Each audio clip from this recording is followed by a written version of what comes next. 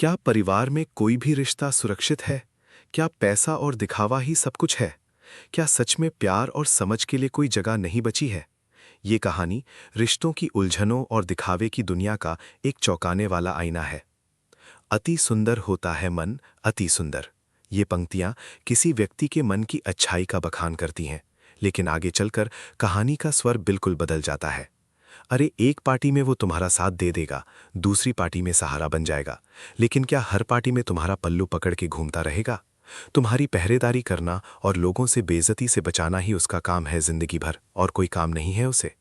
यहाँ रिश्ते के एक तरफा स्वरूप पर गहरा कटाक्ष किया गया है। किसी व्यक्ति को सिर्फ सहारा या रक्षा के रूप में देखना, उसकी अपनी पहचान और काम को नकारना, ये दिखाता है कि कैसे अपेक्षाएं उम्मीदों के बोझ तले दबी रह जाती हैं। चलो एक मिनट ये देखो। एक तरफ ये हमारा प्रथम, इतना खूबसूरत, स्मार्ट, हैंडसम, पढ़ा लिखा, इंग्लिश स्पीकिंग, और इधर आओ, ये देखो दूसरी तरफ तुम, वजन में भारी, बड़े लोगों के सामने बात करना तो दूर, उठने बैठने तक का शूर नहीं है। अरे तुमसे तुमसे अच्छी इंग्लिश तो वेटर बोल रहा था, और तो और वो 7 साल की बच्ची बुलबुल, वो तो तुम्हारे आगे पीएचडी पास है। ये देखो, और खुद बताओ, कोई मेल है इस जोड़ी का? तुम्हें लगता है कि तुम प्रथम की बीवी बनने के लायक हो? ये संवाद किसी महिला को उसकी कमियों के आधार पर अपमानित करता है।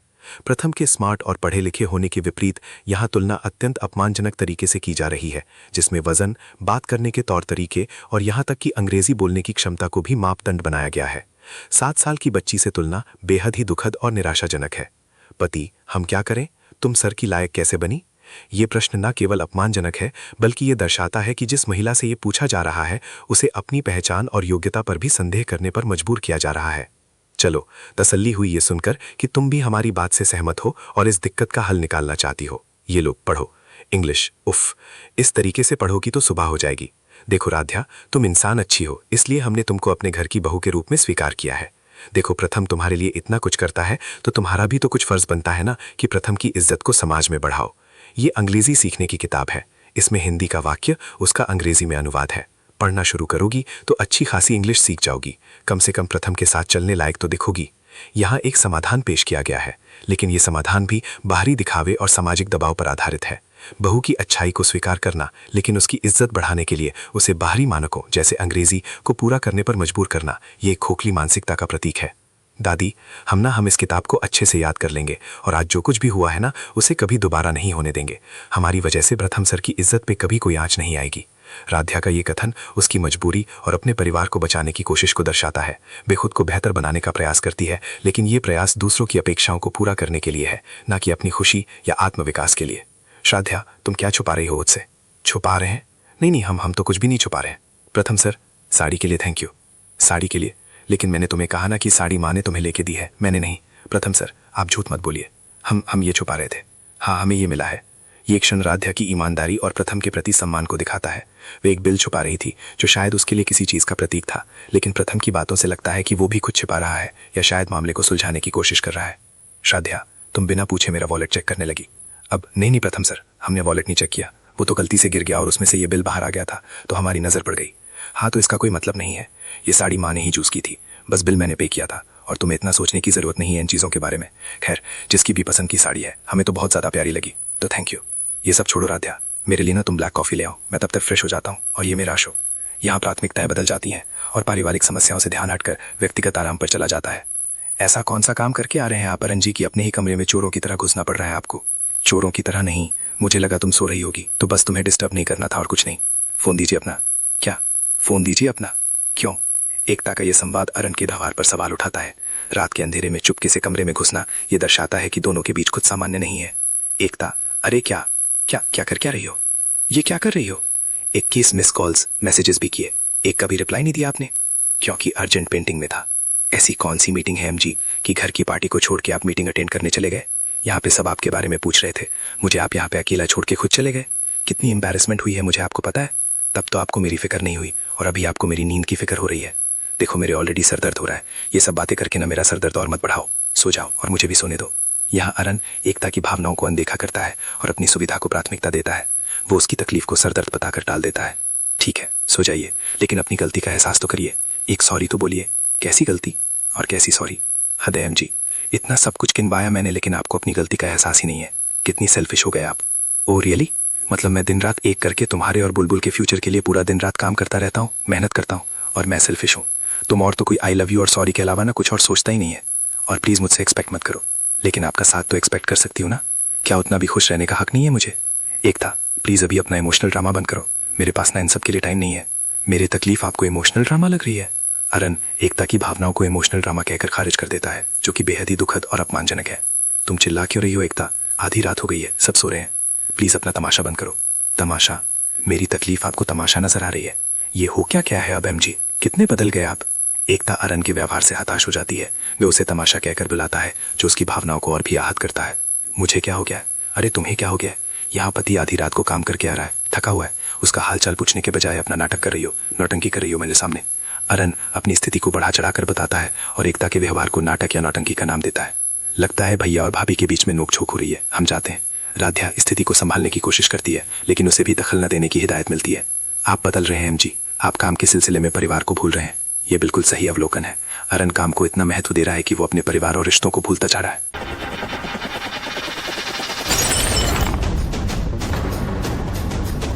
भाभी भाभी देखिए, आप शांत हो जाइए। भैया आज सुबह से ही ना किसी काम को लेके बहुत ज़्यादा परेशान है। आप प्लीज़ भैया को समझने की कोशिश कीजिए। राधा, प्लीज ज्ञान की मूरत बनने की कोशिश मत करो। अपने और प्रथम के रिश्ते को संभालो। पति पत्नी के हर एक बात में घुसने की कोई ज़रूरत नहीं है तुम्हें। सॉरी भाभी, और मैं ना अपने हस्बैंड के मूड को समझती हूँ, तो तुम्हें उसकी टेंशन लेने की ज़रूरत नहीं है। आप कैसे हैं? मतलब हाउ आर यू? आपकी तरह हूँ, मतलब सेम एज यू। भूत भूत भूत भूत भूत। मैं तुमसे राधा तुम मुझे हार्ट अटैक दिलवाना चाहती हो क्या? और ये चादर के अंदर क्या कर रही थी? मुझे लगा कोई भूत है। सॉरी प्रथम सर, हम आपको डराना नहीं चाहते थे। पर आप एक बात बताइए, अगर सच का भूत आ जाता तो क्या ये बोतल से डर के भाग जाता?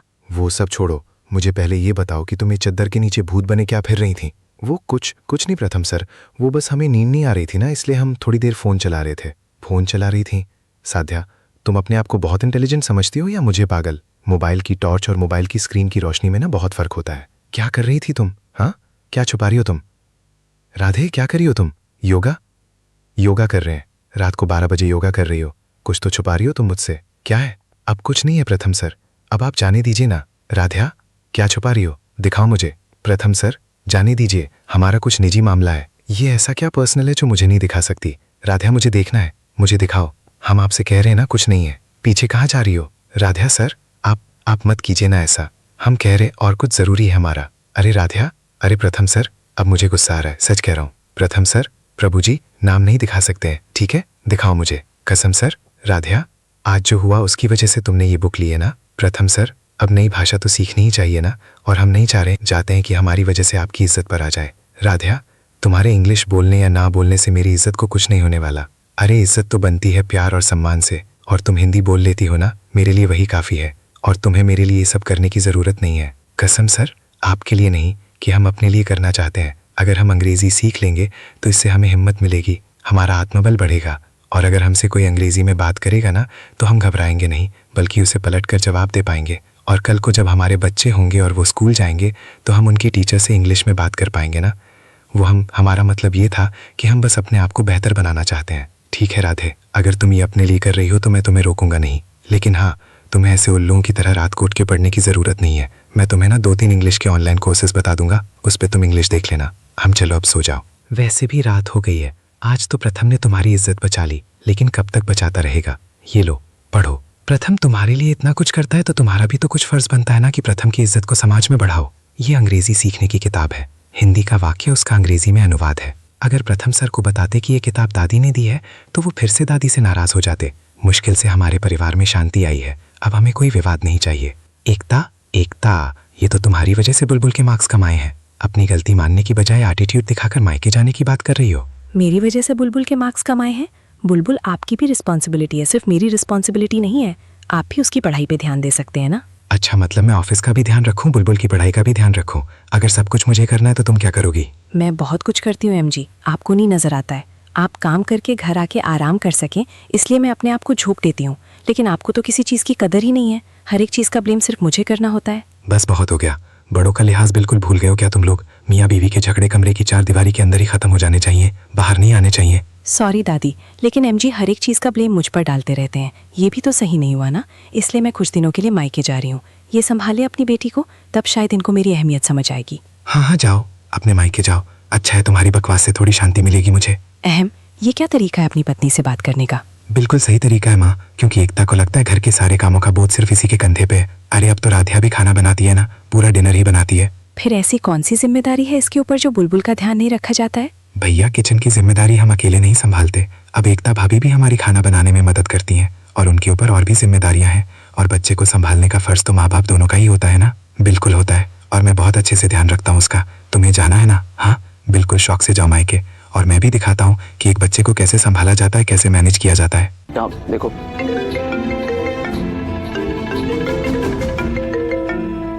अरे ये तो मंदिर से पंडित जी का। हाँ जी, एक छोटी सी बात का पतंगड़ बना के रख दिया आपने। अरे बस हो गया, बस चुपचाप आओ, शांति से खाना खाओ। चलो। दादी इस झगड़े को शांत करने की कोशिश करती हैं। सॉरी दादी, लेकिन मैं पहले से ही आपसे परमिशन ले चुकी थी। मैं मायके जा रही हूँ, ये संभाले अपनी बेटी को 2 दिन के लिए। हाँ जाओ, मैं भी दिखाता हूँ कैसे मैनेज किया जाता है एक बच्चे को। एकता अपने फैसले पर अटिक रहती है और अरण की चुनौती को स्वीकार करती है। भाभी, भाभी प्लीज ऐसे उखड़े मन से घर से मत जाइए, अपना गुस्सा थोड़ा शांत रखिए। पति पत्नी में ऐसे छोटी मोटी नोकझोंक तो होती ही रहती है। राध्या एकता को मनाने की कोशिश करती है। तुम तो बीच में मत ही बोलो। 4 शब्द क्या बोलती है प्रथम ने पार्टी में, मुझे रिश्तों का ज्ञान देने आ गई, जाने दो मुझे। एकता राध्या को चुप करा देती है और अपनी भावनाओं में बह जाती है। भैया क्या कर रहे हैं आप, प्लीज भाभी को मना लीजिए ना। राध्या अरण से एकता को मनाने की गुजारिश करती है। मैं किसी को नहीं समझाने वाला, मैंने बोला ना, बार बार फोन करने की जरूरत नहीं है, आ रहा हूं। अरण एकता को मनाने के बजाय उससे दूरी बनाए रखने का फैसला करता है। मम्मी मम्मी मम्मी मम्मी कहाँ है? बोल बोल, क्या हुआ बेटा? मुझे होमवर्क में कुछ हेल्प चाहिए चाची। मम्मी कहाँ है, बताइए ना। बुलबुल अपनी माँ को ढूंढ रही है, लेकिन वो मायके चली गई है। बुलबुल बेटा, आपसे जितना हो सकता है ना आप कर लो, बाकी का हम बाद में करवा देंगे। हाँ ओके। राध्या बुलबुल की मदद करती है, जो उसकी संवेदनशीलता को दर्शाता है। एक बच्चे की पढ़ाई को लेकर इतना बड़ा तमाशा हो रहा है इस घर में, ये वाक्य घर की समस्याओं की गंभीरता को दर्शाता है। रजनीश जी, एक ट्यूटर रख लीजिए बुलबुल के लिए, बुलबुल की पढ़ाई भी अच्छी हो जाएगी, उसके मार्क्स भी अच्छे आएंगे। ओमकार जी एक व्यावहारिक समाधान पेश करते हैं। हाँ ओमकार जी, हमें भी लगता है कि यही करना होगा, अब मैं ट्यूटर ढूंढ पाऊं। रजनीश जी समाधान को स्वीकार करते हैं। यहाँ देखो, अरे ये तो मंदिर से पंडित जी का फोन है। कहानी में एक और अप्रत्याशित मोड़ आता है। आज तो दान की जिम्मेदारी हम लोगों ने ली थी और एकता को सामान लेकर जाना था, वो तो मायके चली गई। एकता के जाने से घर की जिम्मेदारियों पर और प्रभाव पड़ता है। माँ कोई बात नहीं, हम चले जाते हैं, आप हमें बस सामान की लिस्ट दे दीजिए। राध्या परिवार के लिए आगे आती है। ठीक है। हेलो, प्रणाम पंडित जी। पंडित जी, वो हमारी छोटी बहू सारा सामान लेकर आ जाएगी।